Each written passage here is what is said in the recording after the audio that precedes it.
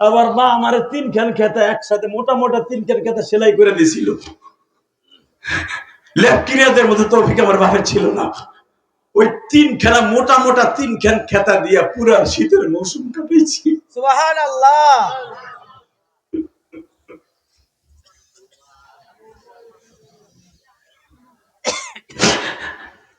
বাজানরা আমি আপনাদের কাছে দুইটা পাও ধরে বলে দিয়ে যাই, বাংলাদেশে যত সুপারস্টার আছে বাবা অধিকাংশ দেখবেন গরিবের ঘরের থেকে উঠে আসছে। এই যে হাফিজুর রহমান সিদ্দিকী মাঝে মাঝে ওর কষ্টের কথা বলে বাবা। একটা লুঙ্গি পরতো, একটা লুঙ্গি আর একটা পায়জামা ছিল বাবা। পায়জামাটা ক্লাসের টাইমে পড়তো, সকালবেলা লুঙ্গিটা ধুইয়া শুকাইতে দিত। সকালবেলা যখন লুঙ্গিটা ক্লাস শেষ হইতে হইতে শুকাইতো, জোহরের রক্তে লুঙ্গিটা পরতো, পায়জামাটা ধুইয়া দিত। সুবহানাল্লাহ। আজকে ইলিয়াসুর রহমান জিহাদি হাফিজুর রহমান সিদ্দিকী যদি ইচ্ছা করে ডেলি 10টা করে পায়জামা বানাবো, বানাইতে পারি, কিন্তু সেই কষ্টের দিন তো ভুলি নাই বাবা। পৃথিবীর 24টা কান্ট্রি সফর করছি, যেই দেশে গেছি সেই দেশ থেকে কম্বল লই আইছি, কম্বল লই আইছি। আর আমি ইলিয়াসুর রহমান জিহাদির কম্বল ল্যাপ কিনে দিতে পারি না আমার বাপ। আমি মোটা মোটা 3 খান খেতা আমার মা সেলাই করে দিছে, পুরো শীতের মৌসুমে কাটাইছে। এখানে অনেক দাড়ি ভাগা বাজান আছে, আপনাকে আমি এইভাবে শীতের মধ্যে কাটাইছেন বাবা। অনেক আলিমুল্লাহ ইমাম আছে আপনার মসজিদের, হেফজখানায় পড়তো, বাপের ল্যাপ কিনে দেওয়ার তৌফিক নাই, মাদ্রাসায় জায়গা কম, ল্যাপ থইব কই? ওই খেতা গাই দিয়ে সারাটা শীতের মৌসুম কাটাইছে।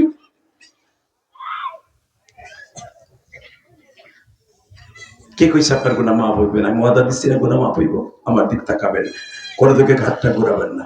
বান্দি মনে মনে কয় কার কাছে গেলে আমি বিচারটা পাবো? মুহাম্মদ তো কারো কাছে কইব না, কারণ জ্ঞানী লোক মায়ের খাওয়ার পরে কারো কাছে কয় না। কথা বল না কেন? আপনার মসজিদের ইমাম সাহেব যদি রাস্তার পর দাঁড়ায় ধরে থাবুর মাইরে দেন, সে কারো কাছে কইব না, 2 রাকাত নামাজ পড়ে মালিকের কাছে সিজদায় যে কইব সুবহান রাব্বিল আলা। শুনছো আমার কথা? ও আল্লাহ তুমি শুনছো? ওহুয়া বিল উফুকিল আলা। শুনছো তুমি? তুমি না আমার এই দোয়া শিখাইছো সুবহান রাব্বিল আলা, সুবহান রাব্বিল আযীম। আমি পৃথিবীর কারো কাছে বিচার দিই নাই, তোমার কাছে দিছি। আমারে বকা দিছে আমার কমিটি, তুমি দেখো। 2 সপ্তাহ যাবে না, 2 সপ্তাহ যাবে না কোন ইমামের বর্তমান দেখবে 3 সপ্তাহের মাথায় ওর বংশ নির্বংশ হয়ে যাবে। ও গুনায় এবং মামলায় জর্জরিত হতে হতে পাগল হয়ে যাবে বেটা, আমি গ্যারান্টি দিয়ে গেলাম। কষ্ট হইতেছে? এবার কান্না। কে কইছে তোমার গুনাহ মাফ হইব না? এই বান্দি মনে মনে কয় কার কাছে যাবে? মাইকের আওয়াজ বাড়া বাড়া, মাস্টার বাড়া। যখন বলছে কার কাছে বিচার দেব, উৎবার কাছে দিব, ওই বদমাশটা স্বরাষ্ট্রমন্ত্রী, ও তো আবু জেহেলের পক্ষে কথা কইব। সাহেবার কাছে দিব, সাহেবা তো পররাষ্ট্রমন্ত্রী, বদমাশ তো আর পক্ষে কথা কইব। হুজুরের যে 9টা চাচা আছে, 9টা চাচা বেঈমান, ও সবগুলা বেঈমান, আবু জেহেলের পক্ষে কথা কইব। আবু লাহাব তো সে অবশ্যই তার দুশমন। কি করা যায়? কার কাছে বিচার দেব, কার কাছে বিচার দেব? সঠিক বিচার কার কাছে পাবো? বেঈমান, সবগুলো বেঈমান। মুহাম্মাদের পক্ষে তো কেউ কথা কইব না। হঠাৎ করে তার মাথার মধ্যে একটা বাড়ি খাইলো। যদিও একটা যুবকদের আইডল, যুবকদের দলনেতা এবং সবথেকে টকবকে যুবক মুহাম্মাদের, শুনছে সে 2 ভাই আর এক হলো চাচা, তার নাম হামজা।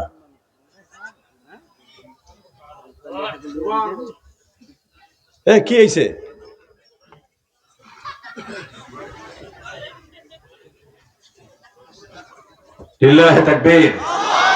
সভাপতির কানে কেউ কিছু কইতে হইবে না, তোমরা যা পারো মাতদারি করো গা।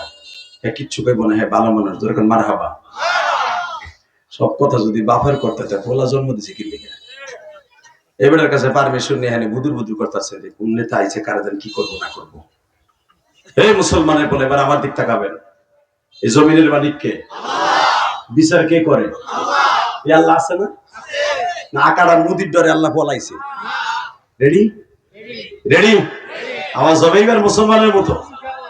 এই বান্দি মনে মনে কয় আমিও মুসলমান, ওর চাচা নয়টাও মুসলমান।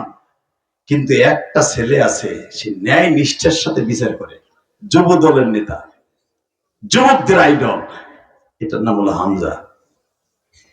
এবং এটাও জানি যে মোহাম্মদের দুধ ভাই, সবচেয়ে দুধ ভাই, মোহাম্মদের দুধ ভাই আবার আপন চাচা।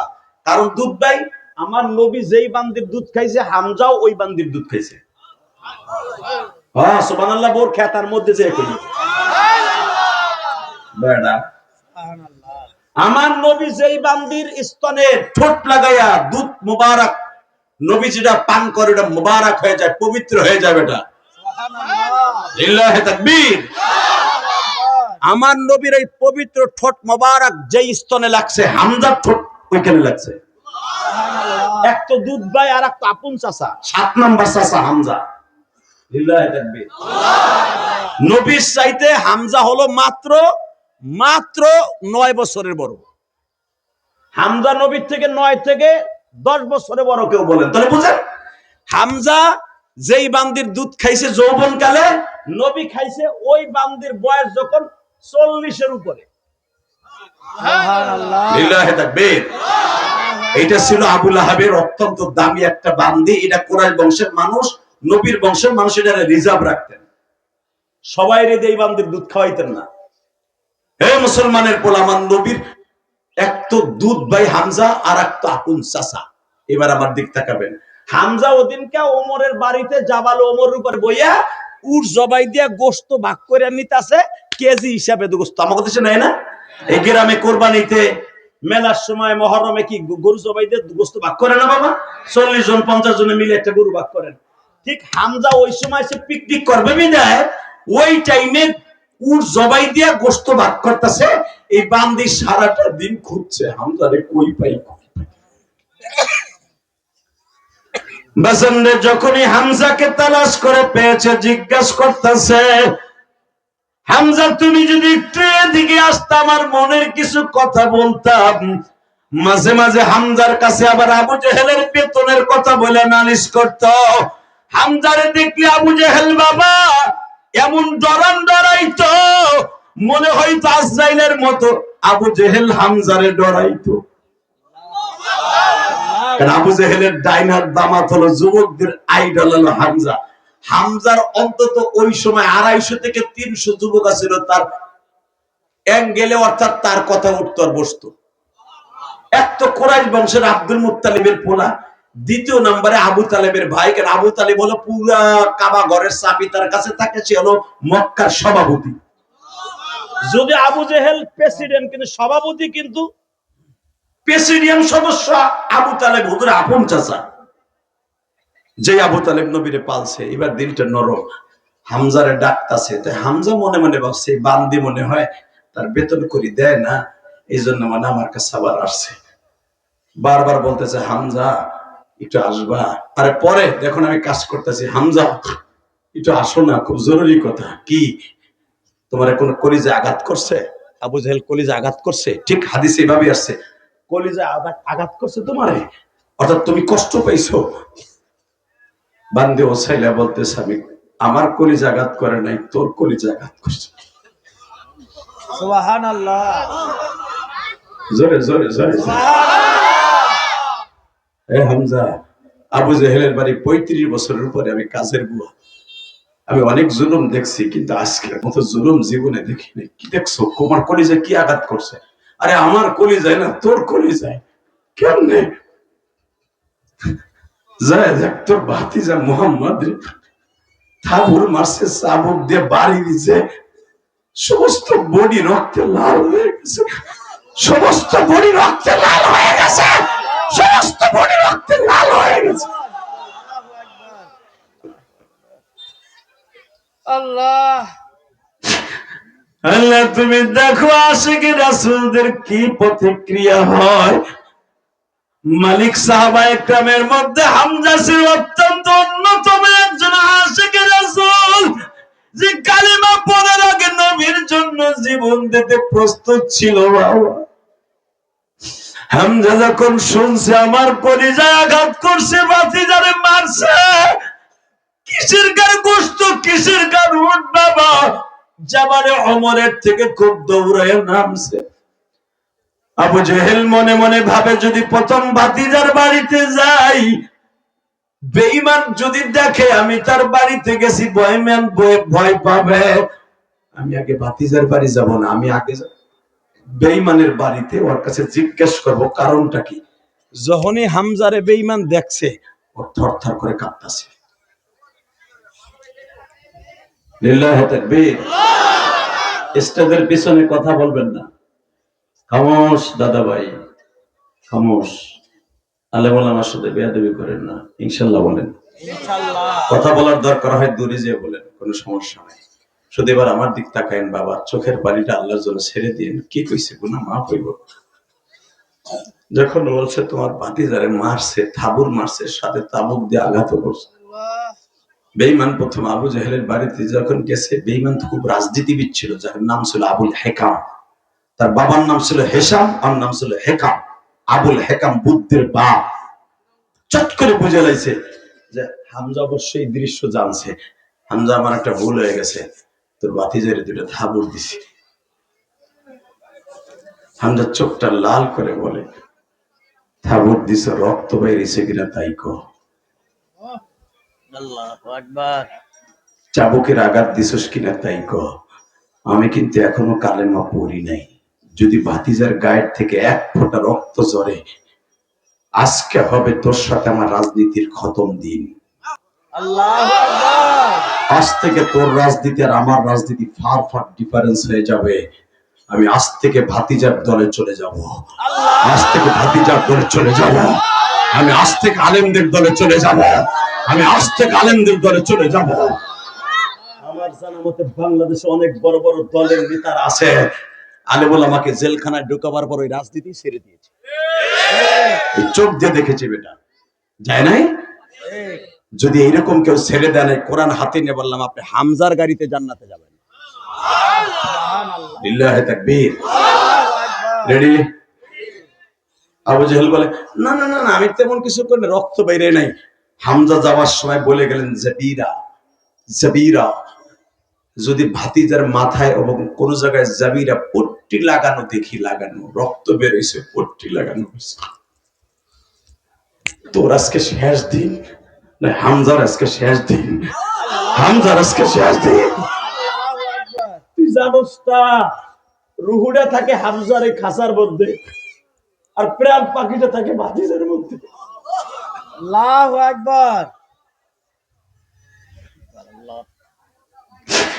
আল্লাহ, তুমি কোরআনে বলছো, সুবহানাল্লাযী আসরা বিআবদিহি লাইলাম মিনাল মাসজিদিল হারাম ইলাল মাসজিদিল আকসাল্লাযী বারাকনা হাওলাহু লিনুরিয়াহু মিন আয়াতিনা ইন্নাহু হুয়াস সামিউল বাসীর। وآتينا موسى الكتاب وجعلناه هدى لبني إسرائيل ألا تتخذوا من دوني وكيلا। হে মুসা, তুই তো বনি ইসরাইলের নবী। আদম নবী থেকে নিয়ে নূহ নবীর পরে যত নবী আসছে, সব নবীগুলোর আমি বনি ইসরাইলের নবী বানাইছি। দুনিয়ায় শুধু একজন মানুষ আমি বিশ্ব নবী বানাবো। কুল ইন্নী রাসূলুল্লাহি ইলাইকুম জামিআ। নবী, আপনি বলেন, আমি মুসারে বলছিলাম, ওয়া আতাইনা মুসাল কিতাবা ওয়া জাআলনাহু হুদাল লিবানি ইসরাঈল। তোরে বানাইছি বনি ইসরাইলের নবী, তোর ভাইরে বানাইছি নবী, বনি ইসরাইলের নবী, তোর শ্বশুর শুআইব আলাইহিস সালামরে বানাইছি বনি ইসরাইলের নবী, তোর ভাইগনা লূতরে বানাইছি বনি ইসরাইলের নবী, তোর ফুফার উত্তর বোন আপন ফুফাতো ভাই যুলকিফলের নবীরে বানাইছি বনি ইসরাইলের নবী। আর আমি যখন আমার নবীরে পাঠাবো, যারে আমার বাড়িতে বেড়াইতে আনবো, আবদিহি লাইলাম মিনাল মাসজিদিল হারাম, মসজিদে হারাম থেকে টান দিয়ে তুই যেই মসজিদের ইমামতি করস, মসজিদে আকসা, এখানে নবীর ইমামতি করাইয়া তোগো মুক্তাদি বানাইয়া সারা দুনিয়ার নবীদের সমস্ত নবীদের ইমাম বানাবো, সমস্ত নবীদের ইমাম বানাবো।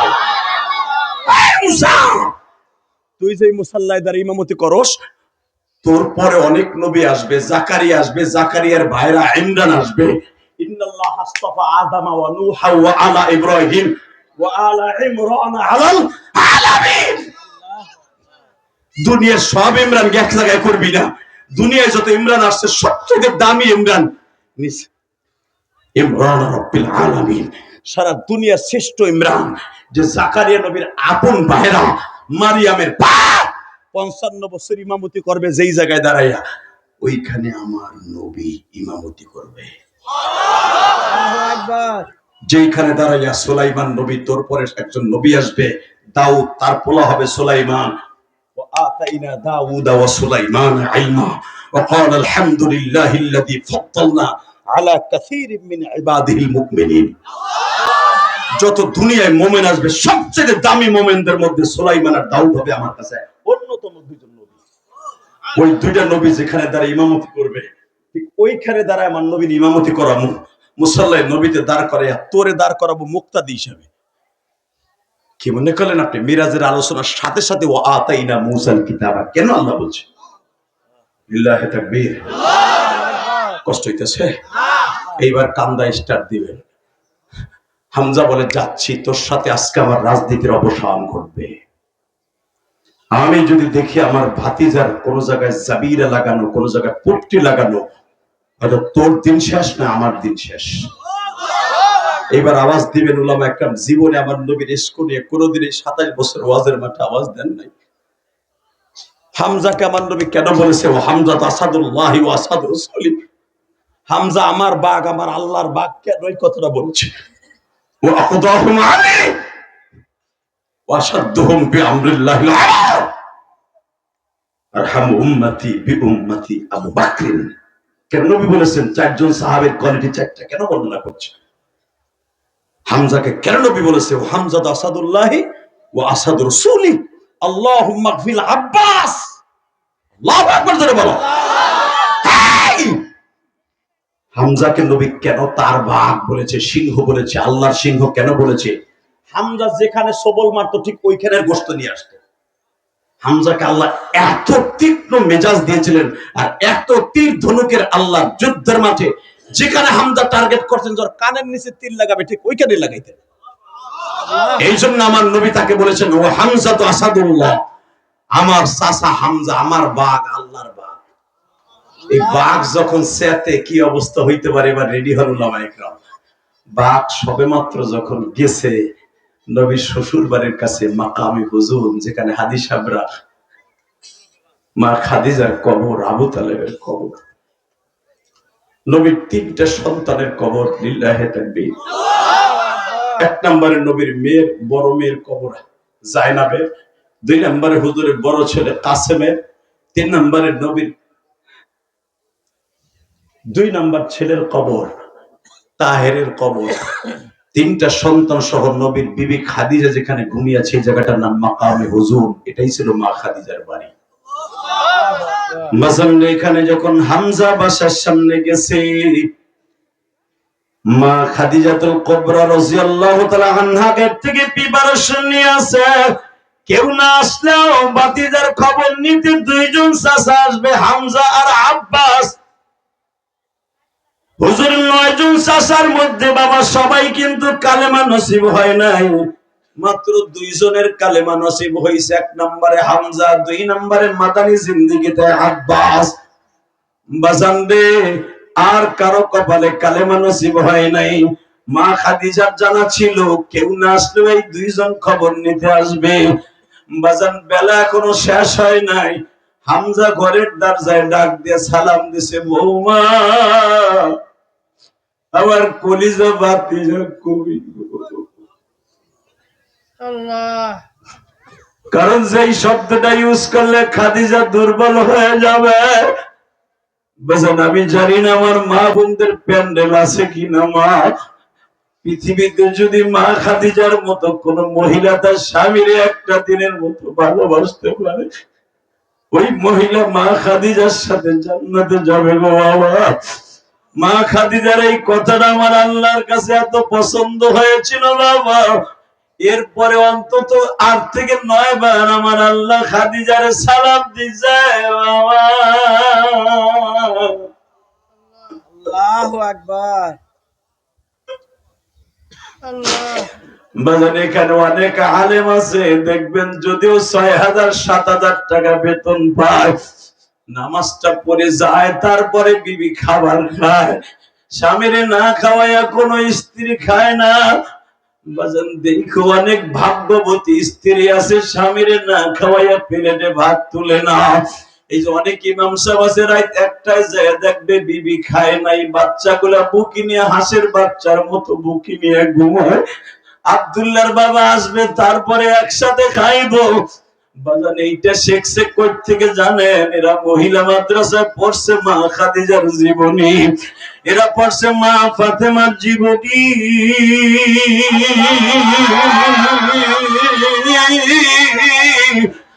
মা ফাতেমা কোনদিন আলীর সারা সেহরি খায় নাই।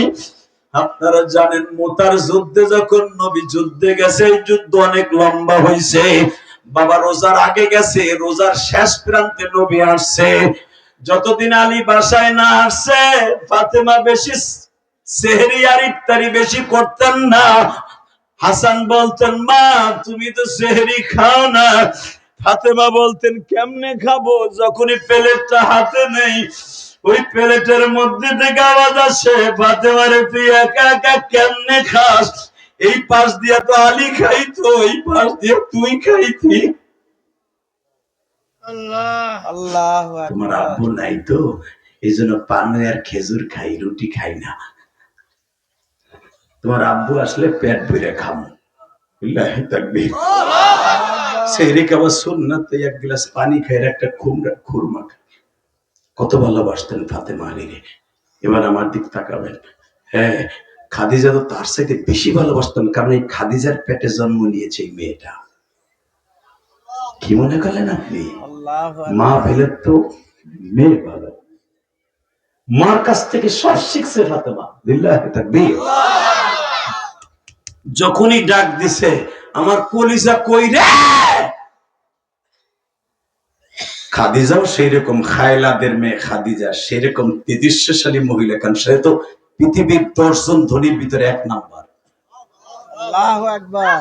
আপনাকে কষ্ট হয়ে গেছে মনে হয়, তাহলে জিমাইতেছেন কে ফার্মের মুরগির মতো? ওই যে বুড়া চাদর গায়ে দিয়ে এই যে জিমানো শুরু করছে, করবো না করবো কি? বুড়ির যারা রাত্রে বেড়ায় ঘুমাইতে পারে, বুড়ি এলো বাতের ব্যথা কু কু করে কুয়ায়, আর বুড়াটাকে ওরে গেলাম রে মরলাম রে, দুইটার কোহানিতে দুইটা ঘুমাইতে পারে, অটোমেটিক এখানে আরাম পাইছে, এনে ঘুমাইতেছে।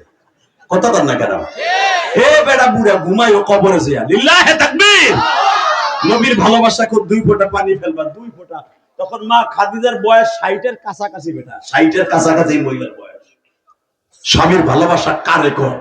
যখনই বলছে আমার কলিজা কই রে, খাদিজাও সেই রকম, খায়লাদের মেয়ে খাদিজা, এগুলো তো কেতানের টাইম খাদিজার নাই।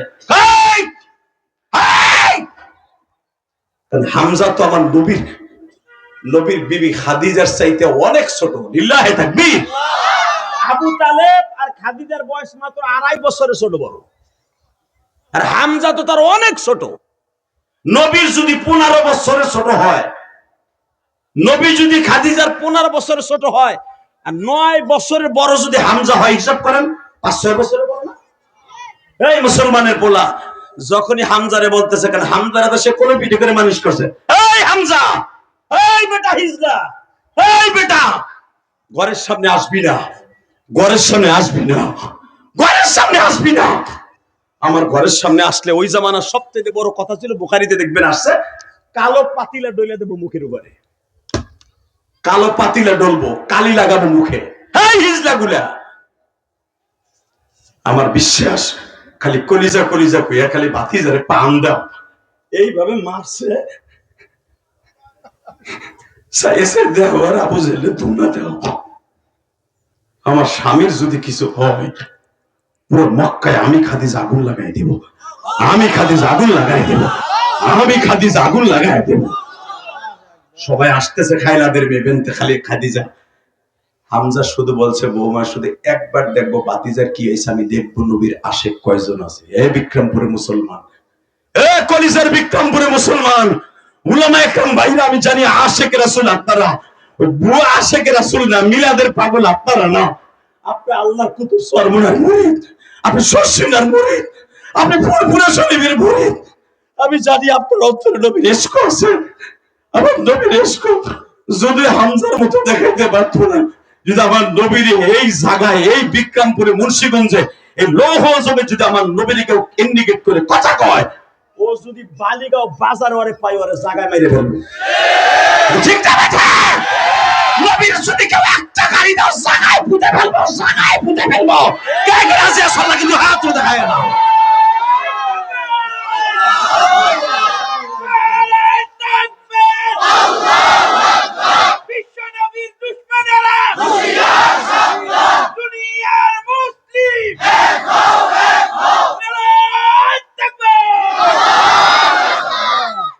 দেখো তোমার পাগলরা তোমার ভালোবাসে, তোমার নবীর ভালোবাসে, তাহলে এইভাবে উলামা একরাম তাকবীর দিত না।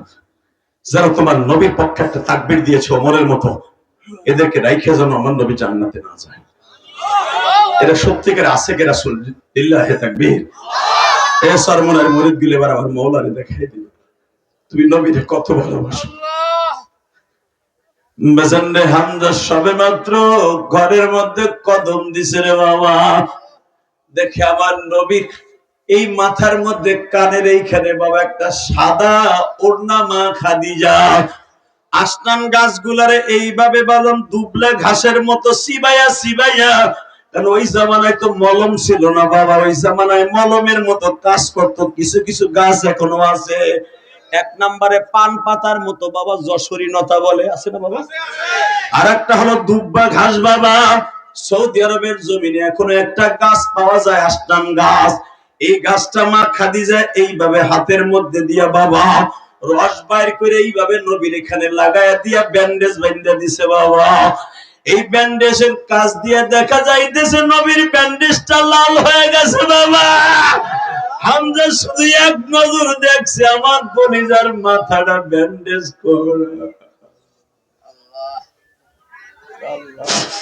আল্লাহ তুমি দেখো তোমার নবীর পাগলগুলি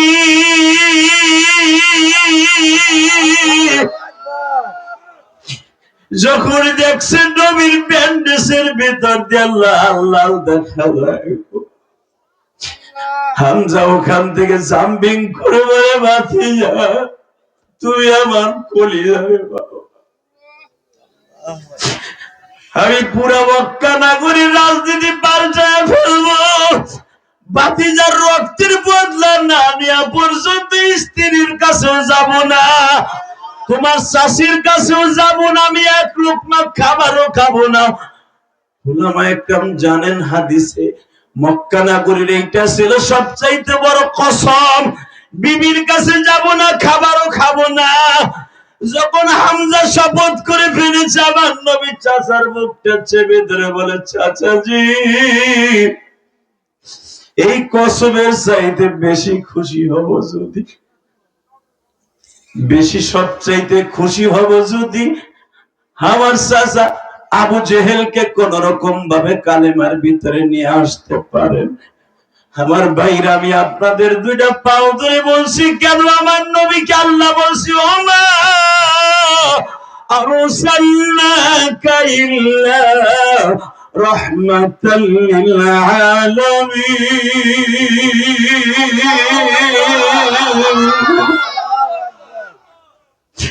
আল্লাহ তুমি তাকায় দেখো তোমার পাগল গুলি যারা ওয়াজরে কাঁদে, আল্লাহ এখানে দাড়ি বাঁকা মানুষ আছে, উলামা ইকরাম আছে, নবী নিজে বলেছেন যারা আমাকে তার জানের চাইতে বেশি ভালোবাসবে, লা ইউমিনু আহাদুকুম হাত্তা আকুনা হাব্বা ইলাইহি মিন ওয়ালিদিহি ওয়া ওয়ালাদিহি ওয়ান নাসি আজমাইন। তুমি কামেল মুমিন না যত সময় পর্যন্ত আমি নবীরে তোমার বিবি বাচ্চা মা বাবার চাইতে বেশি ভালো না বাসবা। আল্লাহ বিলালের মতো হামজার মতো ভালোবাসতে পারবো না, তবে এতটুকু প্রতিশ্রুতি দিতে পারি আমার নবীরে যদি বিক্রমপুর মুন্সিগঞ্জ লৌহজঙ্গে বসিয়া আজকে 22শে জানুয়ারি একটা ওয়াদা দিলাম গো, আমার নবীর যদি কেউ গালি দেয় ওর এই দুনিয়া রাখবো না। মান সাব্বা নবিয়্যান ফাকতুলুহু, একবার নবীর গালি দিবে 10 বার তো হত্যা করব, 10 বার হত্যা করব। কে কে রাজি আছে আল্লাহ কিন্তু হাত তোলা রাখবে না গায়ে না।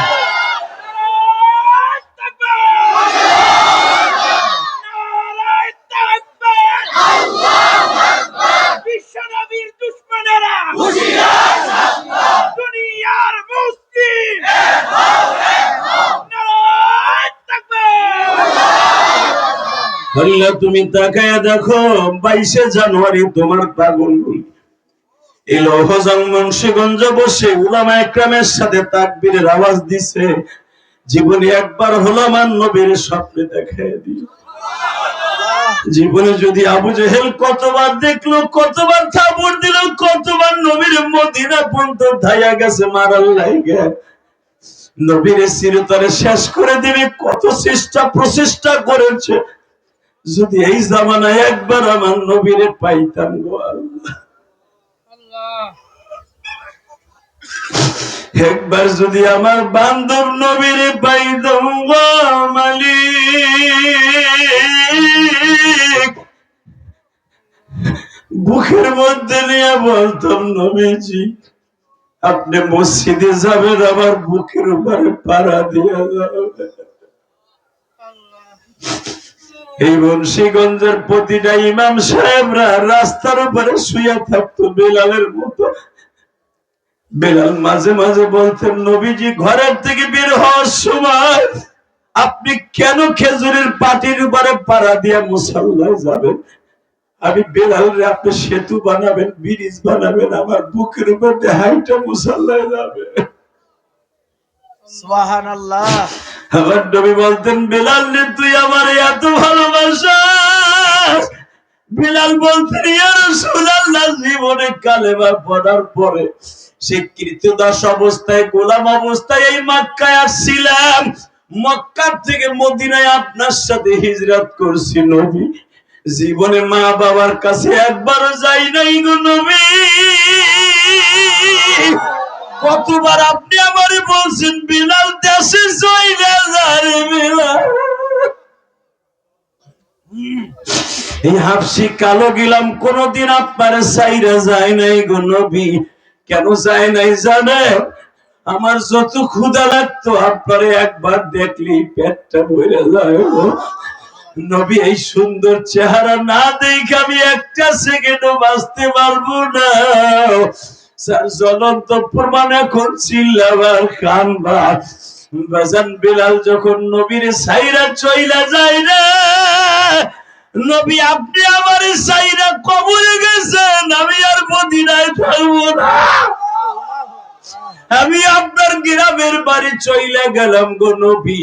কত হাজার বার আমারে বলছেন যারে বেলাল বাপ দাদার জমিতে একটু দেখায় যা, সেই হালাবা শহরে হাফসিতে যা। বেলাল বলতেন আমার জমিন আমার বাড়ি আমার সব হলো আমার নবী। নবী আজকে আমারে রাইখা চইলা গেলেন, আমি এখন দেশে চলে যাইতেছি। আপনি আমার আর কোনোদিন ডাকবেন না, আমি যাইতেছি গা, আমি যাইতেছি গা। নবীর রওজার পাশে বৈশা গাঠটিটার এইভাবে আটুর উপরে রাইখা, হাদিসে আসছে ফয়জুল বাড়ির মধ্যে, এইভাবে রাইখা নবীরে ডাকে, নবী যাই যাই। আমার পরে রাগ করেন না কিন্তু, আপনি ইন্তেকালের পরে একদিনও আজান দিই নাই, কারণ আমি জানি আমি আজান দেবার আমার নবী ইমামতি করবো না, ওর আজান আমি দিব না। যাই গাঠটিটার এইভাবে আটুর উপরে রাইখা নবী যাই, দোয়া করেন যাই, কোন উত্তর আসে না। যাই, কোন উত্তর আসে না। যাই, একবার কোন আমি যাবো কিনা। ফট করে আওয়াজ হইতেছে, আমার বাপের বানানোর কথা না, ইমাম থানবি লাগে তাফসিরে বায়ানুল কোরআনের ভিতরে আওয়াজ হইতেছে নবীর গিরিল, স্বর্ণের গিলির গুলা কাঁপতাছে। বেলাল যা, যা বেলাল যা, যা বেলাল যা, যা বেলাল যা। তোর নবী ডাকলে আবার আসবি, আমার ডাকার আগে আর আসবি না, কারণ তুই আজান দিলে তুই পাগল হয়ে যাবে, আমি জানি। যা। আপনারা জানেন 6 মাস পরে নবী ডাক দিছে বেলাল, ও বেলাল। শেষবারের মতো একটা আজান আমার ফাতেমারে শুনেই দিয়ে যাও। আমার ফাতেমার দুনিয়া ছাড়ার টাইম হয়ে গেছে, কারো কাছে বলবি না, কারো কাছে বলবি না। তুই শুধু ফাতেমার জন্য একবার আয়। হযরত বেলাল 6 দিন সফর করার পরে ঠিক তাহাজ্জুদের সময় মসজিদে নববীতে ঢুকছে। তখন আবু হুরায়রা সহ আবু বকর সহ সব সাহাবীরা মসজিদের ভিতরে নবী নবীকে কান্দে। হঠাৎ করে বেলাল রে পাইয়া পুরো মদিনার ভিতরে মনে হইতেছে তারেক জিয়া যেমনি আসছে, তারেক জিয়ার সাথে তার বেলালের তুলনা হবে না। একটু বুঝাবার জন্য এক্সাম্পল, তারেক জিয়া যখন এয়ারপোর্টে নামছে, বিএনপির নেতারা যেমনি তাকে ঘিরে ধরছে। কিসের কার বিএনপির নেতার নেতা? 6 মাস বেলাল ছিল না, পুরো মদিনার অন্ধকার হয়ে গেছে। আবু বকর সহ বেলালের কলার এইভাবে জামা ধরছে। বেলাল, তুই কই গেছিলি ভাই, কই গেছিলি? তুই আমার পরেই কালেমা পড়ছিস মক্কায়। আমি তোরে আমার টাকা দিয়ে কিনে তারপরে নবীরে হাদিয়া দিছি, তুই আমার কাছে না কই কই গেছিলি? আপনার কাছে বলার টাইম আমার নাই। আমার কলিজার নবী কইছে আমারে যাইতে, আমি গেছি। জোরে জোরে জোরে জোরে জোরে, এ নবীর আশিকগুলা জোরে জোরে জোরে জোরে। আপনার কাছে কি শুনবো? এ খলিফাতুল মুসলিমিন, আপনার কাছে কি শুনবো? আপনি কি পারতেন আমার নবীর কবরটি উঠাইয়া ইমামের জায়গায় দাঁড় করাইতে? পারতেন না, পারতেন না। আমি যখন যাই কইয়া গেছি, সে কইছে যা, আর আসবি না, আমি ডাকলে আসবি। আবার আমার ডাকছে, আমি আইছি। আমার ডাকছে, আবার আমি আইছি। আমার ডাকছে, আবার আইছি। আমার টেলিফোনে ডাকতেছে, আমি আইছি।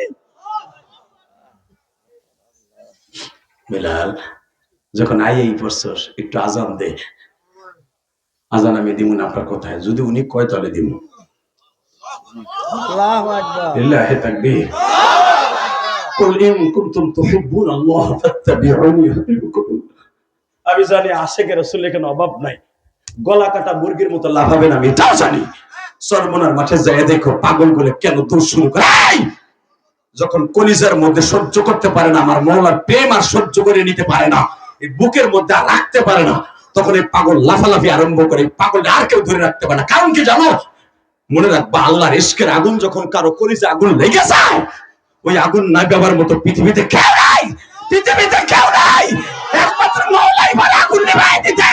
আল্লাহু আকবার জোরে বলো, আল্লাহু আকবার। আল্লাহকে শুনেছে চাকদা মুসলমান। এই ইশকের আগুন কেউ নিভাইতে পারে না। ঠিক বেলালের ইশকের আগুন শুধু একমাত্র নবী পাশে নিভাই। আল্লাহু আকবার। হে বেলাল, বেলাল আজান দে না। আমার মা শুকরে কইতে কও। আবু বকর যে বলে ইয়া রাসূলুল্লাহ, পুরা মদিনা এতিম, ওরে কন্যা, কোন আওয়াজ নাই।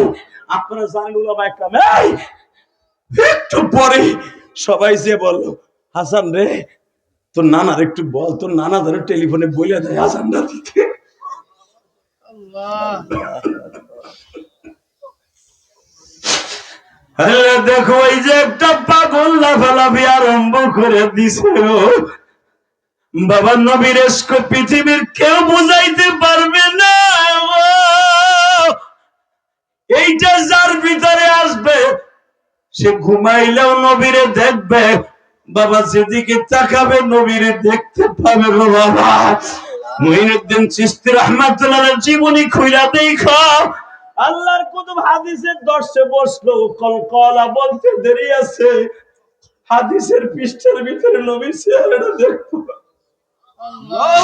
মুঈনুদ্দিন চিশতির উস্তাদ ওসমান হারুনি বাবা যখনই হাদিস পড়াইতে বসতো, সঙ্গে সঙ্গে কলকলা বলতে দেরি আছে, নবীর চেহারা ভাসতে দেরি হইতো না, নবীর চেহারা ভাসতে দেরি হইতো না। ইমাম মালিক রাহমাতুল্লাহ আলাইহি যখন রাসূলের রওজার পাশে বইয়া 40 বছর হাদিস পড়াইছে, কোনদিন জুতা পরে নাই। দেখবে বা নবীর আশিক কয়জন আছে আমার আলেম ভাইরা, এ তালবে আলেম ভাইরা, জীবনে বড় আলেম হইতে চাস, সুনান ইমাম আবু হানিফা মুতাআলা করে দেখো। ইমাম আবু হানিফা যতবার নবীর রওজার কাছে গেছে, হাত বাড়াই দিয়ে বলছে নবী একটু মুসাফা করে আহেন, আসেন। নবীর সাথে মুসাফা না করে কোনদিন ইমাম আবু হানিফা মক্কা নগরী থেকে কুফা নগরীতে যায় না। আল্লাহু আকবার জোরে বলো, আল্লাহু আকবার জোরে বলো, আল্লাহু আকবার জোরে বলো, আল্লাহু আকবার জোরে বলো। ইমাম আবু হানিফার জীবনে 40 বারের উপরে হজ করছে, কোনদিন মুসাফা না করলে ওই ইমাম আবু হানিফা রাসূলের রওজার কাছে সরে নাই। ডেকে ডেকে কইতো কি রে দেরি করতেছেন কে আহেন। হ্যাঁ, যেই বছর ইমাম আবু হানিফাকে শহীদ করে দিবে আমার দিকে তাকাবেন আর কানবেন বাবা। ইমাম আবু হানিফা যেই বছর তাকে বিষ খাওয়াইয়ে শহীদ করবে হাসানের মতো, ঠিক ওই বছর তার আগের বছর হজ করে আইসা বলে নবী গো আমি আর আসতে পারবো না, আমি জানি জালিম আমারে আটকায় ফাঁসি দিয়ে দিব। আমার মন কেন জানে বলতেছে এইবারই শেষ দেখা। শেখুল ইসলাম আহমদ শফি যে বছর জীবনের শেষ উমরা করলেন, হুজুর ইতিহাস করলে দেখেন হুজুরের বাণীর মধ্যে আসছে আল্লাহর কুতুব রাসূলের বাণী ভাইয়া বলছে, আরে ভাই বলছিল এতবার হজ করছি, এত উমরা করছি, আমি মনে হয় আর আসতে পারবো না। আসতে না পারলে কি হয়, আপনি কিন্তু আবার কবরে যাইতে ভুল করেন না। আমি একা একা থাকতে পারবো না, আমি যাওয়ার পরে কিন্তু আমার কবরে আইয়া বইলেন, আপনি আমার কবরে আইসা বইলেন, আমার কবরে আইসা বইলেন, আমার কবরে আইসা বইলেন। আলা ইন্না আউলিয়া আল্লাহি লা খাউফুন আলাইহিম ওয়া লা হুম ইয়াহজানুন। হ্যাঁ, শাইখুল ইসলাম আহমদ শফির খাদেম, ও বাবা আল্লাহর কুতুবের মুখে শুনছি রাসূলের সামনে যে বয়লা ধরছে আমি আর আসতে পারবো না, আপনি কিন্তু যায় নাই। রাসূলের আশিক গুলো নবী একা একা কোনোদিনও কবরে রাখবে নাই। আমার রব্বুকা ওমান দীনুকা ওমান নাবিয়ুক, যখন এই কথা ফেরেশতারা বলবে সাথে সাথে রাসূলের পক্ষ থেকে আওয়াজ আসবে 22 জানুয়ারি আমার জন্য কাইন্দা কাইন্দা মাঠ ভিজাইছে, কিসের জবাব, কিসের জবাব, কিসের জবাব, কিসের জবাব। গতকাল কেউ চিল্লাইছে আল্লাহ পাইছে, কিসের জবাব। আমি নবীর কেউ অপমান করার জায়গায় পুঁতে ফেলবে এই ওয়াদা দিছে ইমাম সাহেব, কিসের জবাব বাবা। ও কমিটির অত্যাচার সহ্য করছে, ছেলেমেয়ের অত্যাচার সহ্য করছে, ওর আবার কিসের জবাব। আওয়াজ নবীর পক্ষ থেকে আসবে, আওয়াজ নবীর পক্ষ থেকে আসবে। আল্লাহ ওয়ালাদের জবাব কেন, আল্লাহ ওয়ালাদের কেন আল্লাহ বলছে কোনো টেনশন নাই, লা খাউফুন আলাইহিম ওয়া লা হুম ইয়াহজানুন, আলা ইন্না আউলিয়া আল্লাহি লা খাউফুন আলাইহিম ওয়া লা হুম ইয়াহজানুন। ওলিদের ভয় নাই, টেনশন নাই, কেন আল্লাহ বলছে অবশ্যই ভয় নাই, কারণ আমি নবী ওদের গার্ডিয়ান। জোরে জোরে জোরে জোরে জোরে সুনান ইমাম আবু হানিফা মুতালা করে দেখবেন আমার ইমাম ভাইরা, বক্তা হইতে হলে কিতাব কিনবেন, এদিকে তাকান। ইমাম আবু হানিফার জীবনের শেষ উমরা এইভাবে হাতটা দেন আল্লাহ নবী, এইভাবে যে হাত বাড়াই দিয়ে হুজুরের মাথার কাছে বইয়া, হুজুর এতবার আইছি 40 বারই মুসাফা করছেন, এবার করেন, এবার 41 বার, আমি কিন্তু আর আইতে পারবো না, আমি কিন্তু আর আইতে পারবো না। আমার মন বলে জালিম আমারে কারাগারে শহীদ করে দিবে। বাড়াইতে দেরি করতেছে, বাড়াইতে দেরি করে আসে না, বহুত সময় পর্যন্ত কান্তাছে কান্তাছে, ইন্দিমিন টাইমে হঠাৎ করে স্বপ্নের ভিতরে একটা চিৎকার দিয়েছে, নবী আসবেন না, আসবেন না। আমার কাফেলার রওনা দিয়ে চলে যাইতেছে, আসবেন না। হঠাৎ করে হাত বাড়াই দিয়ে বলে নওমান যা, তোর লগে দেখা হবে, শেষবারের মতো দেখা হবে, আর একবার দেখা হবে তোর জেলখানায়, যা। জোরে জোরে জোরে জোরে জোরে জোরে জোরে জোরে জোরে যা, জেলখানায় দেখা হবে, যা। ইমাম আবু হানিফা বলে হ্যাঁ, শুধু একটা কথার উত্তর দেবেন, এই জমিনের মালিক কে, শুধু আমার দিক তাকাবেন, কোনো দিকে তাকাবেন না। আল্লাহর কুতুবের মুরিদরা এবার আমার দিক তাকাও। আবু হানিফা হাতটা বাড়ায় বলে যাই আমার সাথে জেলখানায় দেখা হইব, ভুল করেন না কিন্তু। আপনি যখন কইছেন জেলখানায় দেখা হবে, তাহলে জেলখানা উলামা একরাম নবীদের সুন্নাহ। আমি জানি জালেমের জিনখানায় আমি শুয়ে যাব, ঠিকই তাই, মাত্র 2টা মিনিট আমার দিক তাকাবেন আর চোখের পানি ছাড়বেন। আবু হানিফা রাহমাতুল্লাহ যখন শহীদ হয়ে যাবে, এই বলা রাত 8টার সময় তারে বিষ খাওয়াইলো দুধের সাথে মিশাইয়া, 8টার সময় বিষ খাওয়াইলো, রাত যখন 12টা বাজে তখন ইমাম আবু হানিফা মৃত্যুর যন্ত্রণায় ছটফট করতেছে। এই ঠোঁট দুইটা হাসান রাদিয়াল্লাহু তাআলার মতো কলা গাছের মতো মোটা হয়ে গেছে। এই টাইমে পায়খানা রাস্তা দিয়ে নারী বুড়িগুলো পয়সা পয়সা বের হচ্ছে। বাজান এবার আমার দিকে তাকান, ওলামা একরাম বানানো কথা জিহাদি বলে না। হঠাৎ করে ডাক দিয়েছে নবী,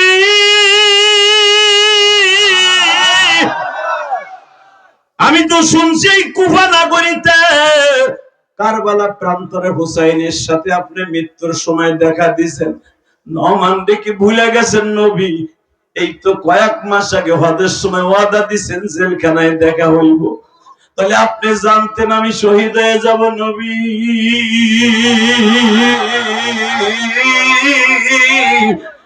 আপনি কই গো? কথাটা বলতে দেরি আছে বাবা। হঠাৎ করে দেখে আমার নবী 4 জন খলিফা হাসান হুসাইন নিয়ে হাজির। সুনান ইমাম আবু হানিফা দেখবেন উলামায়ে কেরাম নবী হাত বাড়ায় বলেন নওমান রে, ও নওমান ইবনে সাবিত, আর টেনশন করিস না, আমি নবী আয়া পড়ছি, তোর মৃত্যুর যন্ত্রণা আর হইব না। আমার হাসান রে নিয়ে আসছে, কারণ আমার হাসান রে বিষ খাওয়াইয়া মারছে, আমার হুসাইন রে পানির কষ্ট দিয়ে শহীদ করছে, আমার ওমর রে তারা পিছনের থেকে নামাজের মধ্যে আঘাত করে শহীদ করছে, আমার আলীর ইমামতি অবস্থায় শহীদ করছে। আল্লাহু আকবার, সুবহানাল্লাহ। তুই আবু হানিফারে আসরে ইমামতি করার সময় আরেস্ট করছে, আমি সবাই লইয়া আসছি রে নওমান,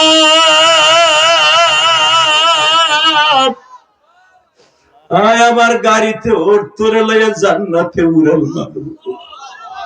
আমার ভাইরা শুধু একটা আওয়াজ দিয়ে বলবেন, এখনো পর্যন্ত নবীর ভালোবাসা অন্তরে আমাদের আছে না নাই? ইমাম আবু হানিফার মতো ভালোবাসতে রাজি আছেন না নাই? এ জেলখাটা উলামায়ে কেরামের সুন্নাত না, এটা নবীদের সুন্নাত, আকাবের সুন্নাত। ইমাম মালিক মরছে শহীদ হইয়া, এই ইমাম শাফি মরছে শহীদ হইয়া, আবু হানিফা মরছে শহীদ হইয়া, দরকার হয় কোরআনের জন্য।